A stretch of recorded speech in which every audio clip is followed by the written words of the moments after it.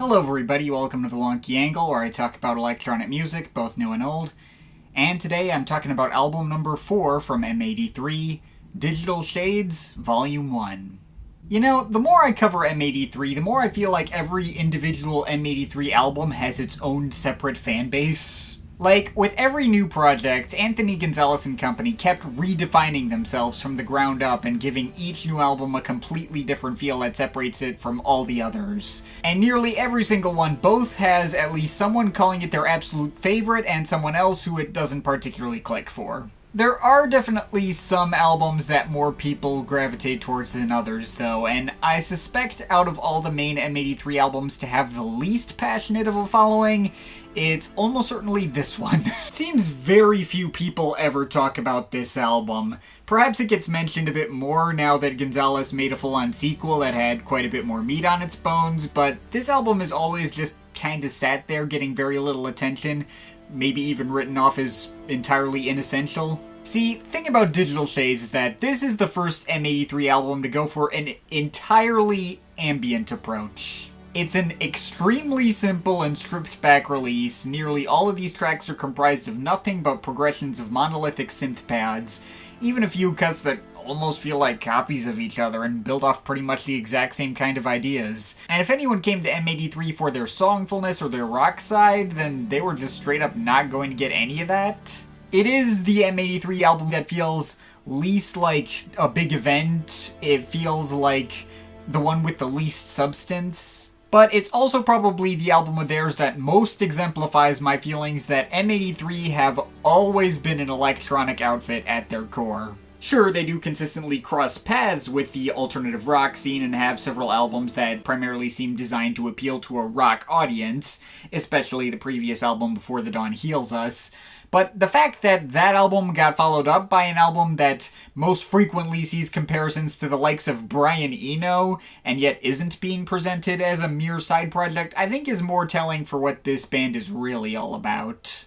And it's really not like this came out of nowhere either. Those ambient elements have been obviously present on all their previous albums and all their subsequent albums. That supposed rock album this was following up still had a lot of ambient synth passages through its entire running time. Now they're just being specifically focused on, presented in such a way where you would easily be able to tell that no one but M83 would have come up with it. Now as for how much I actually enjoy it, well, I still wouldn't call it one of my favorite entrants in their catalog either, purely because it is so scant and lacking in unique ideas. It's only 10 tracks at 37 minutes total, and again, a decent handful of those tracks feel very similar to each other. It's definitely an album I like more for what it represents in the M83 catalog as a whole than for its execution in particular. Especially after we got that sequel 12 years later that felt like much more of a substantial offering. By comparison, I'll admit this isn't the kind of thing I really find myself wanting to come back to that often. But still, in all my listens of it in preparation for this video, I still enjoyed myself from start to finish. Even with all the repeated ideas, I still thought it was quite well done for what it was going for, and grew on me a little bit every successive time I put it on. As it turns out, when you make an album that a lot of people directly compare to Brian Eno's Another Green World, then you're bound to resonate with me on at least some level. Regardless of how much I feel those comparisons are fully merited, I don't entirely. This thing is hardly an Eno ripoff, and like I said, still very much adheres to M83's usual style. But I guess what parallels I do see are only a good thing. Anyway, going through individual tracks, we certainly get an indicative start with opener Waves, Waves, Waves. Nothing to it besides peaceful and minimal, but still somewhat thick synth pad chords and field recordings of the ocean. Most tracks on here sort of follow this track's lead in terms of the kind of ingredients that go into it, although this one does still stand out thanks to the more tranquil tone of the actual chords it runs through. Most of the tracks afterwards go for something a bit more emotionally involved. Following track Coloring the Void is a good example. One of 2 tracks featuring actual vocals, mostly some wordless falsetto voices going over pianos and intensifying in dramatic pads, but then Gonzalez eventually just sings over it normally. It's a very nice cut. It deserves to be one of the more popular ones here. From here you do get a bunch of tracks that seem to work in a couple of, like, disconnected pairs, I guess? Like, sets of 2 tracks that fundamentally build off the same core ideas, although aren't directly connected to each other on the album. The most obvious pair, of course, is Sister Part 1 and 2. Part 1 providing nothing but nostalgic and airy pads, and Part 2 being literally the exact same track, but with Gonzalez's breathy singing on top.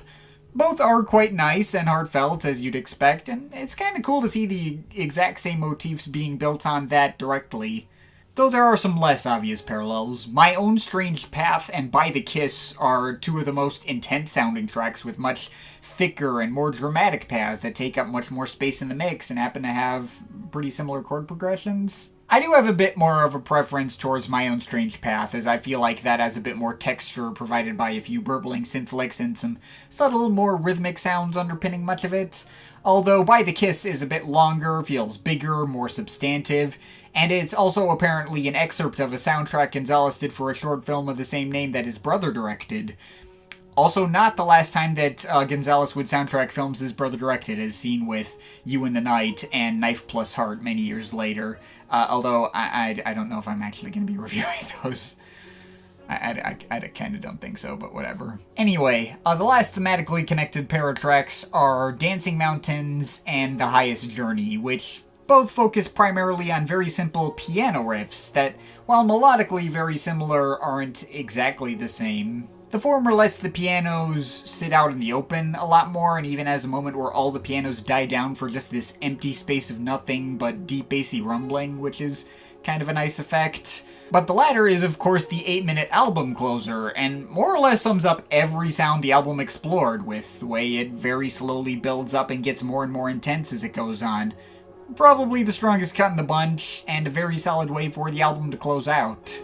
And obviously the only other tracks to note are the two interludes, which each run on for less than 2 minutes and aren't much to write home about. Strong and Wasted is a fair bit more intense, brings back a tiny bit of the noise influence from their earlier work with its clouds of pads and lead synth lines playing ascending major scales. And Space Fertilizer is a lot more subtle, colder, and oddly happier in the way all those keyboards blink away on top of it. But, yeah, that's pretty much everything there is to break down here. Like I said, there's very little to this entire album at all. I definitely get the people who are quick to write this thing off as a side offering.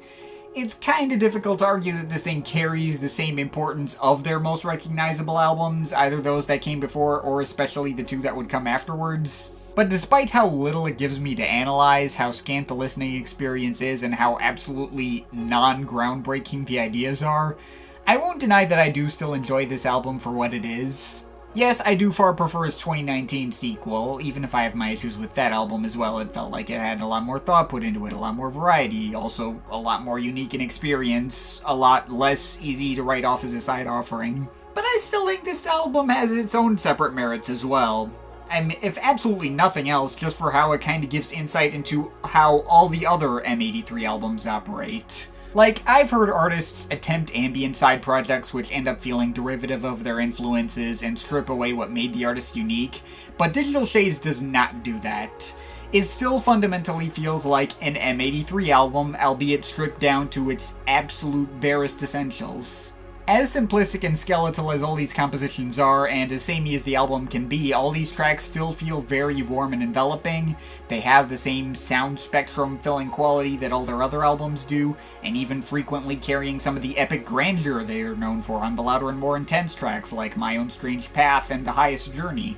I can't even bring myself to mark the sameness of the album against it, since the project feels like it flows really well, as if these 10 tracks add up to the same single cohesive piece. As if it's a single 37-minute track split up into multiple parts, even if only a couple of tracks actively segue into each other. At the end of the day, this is probably not an album I can super actively recommend going out of your way for. Like, if you do find the experience to be boring or even pointless, that would make sense to me. But it's an album I'm glad exists, and always come out generally satisfied with what I got. And if you are into the more atmospheric side of this band's sound like I am, then I don't see any reason why you shouldn't at least give it a shot. I think it's a good album. I like it enough for it to get away with a solid 7 out of 10. But of course, this is just my opinion. You can feel free to disagree with it, but I'd like to hear your thoughts, so leave the comments in the comment thing down there. Shout out to my Patreon supporters, they're awesome people. You want to add yourself to that list, link to my Patreon is in the description. But yeah, that's pretty much it. That's all for today. See you next time.